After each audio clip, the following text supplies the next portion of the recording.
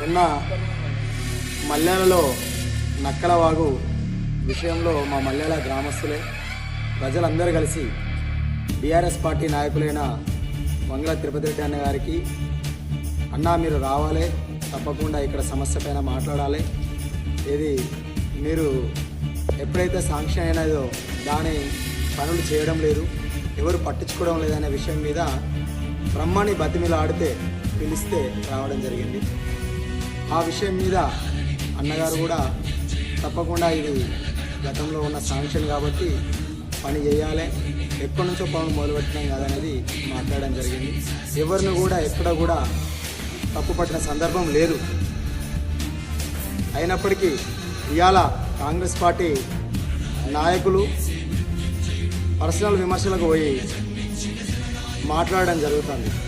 సతీష్ అన్న, నువ్వు కాళవశ్రీరాంపూర్ మండల్ హెడ్ క్వార్టర్లో సర్పంచ్గా గెలిచినా అని చెప్తున్నావు. నువ్వు సర్పంచ్గా గెలిచి ఏం చేసినావో అభివృద్ధి, నువ్వు ఎన్ని పనులు తీసుకొచ్చినావో, ఎక్కడ చెప్పు దెబ్బల పాలైనవో, ఎక్కడ ఏం జరిగిందో మా దగ్గర ఆధారాలతో సహా ఉన్నాయి. ఎందుకే అంతగానం సతీష్ అన్న? ఇవాళ మా నాయకుడిని విమర్శించే స్థాయి అనేది, విమర్శించే అటువంటి స్థాయికి నువ్వు ఎదిగినావా? ఎవరి నాలుకలకు వస్తావే? ఇలా దళితులమైన మేము మా ఓడు మండల హెడ్ క్వార్టర్లో నాయకుడు ఏంటంటే గర్వపడ్డాం. కానీ ఇలా దళితుల అవమానపడే విధంగా అప్పుడు మన ఎంబడి ఉన్నటువంటి వాళ్ళు కూడా మీరు వేసినటువంటి అవమానపడేటువంటి సంఘటనలు చేసినటువంటి విషయంలో ఎంబడి ఉండి తిరగడానికి కూడా సిగ్గుపడతారు. దళితుల ఇజ్జతి మానం తీస్తాను కానీ అట్టుగా ఎందుకే?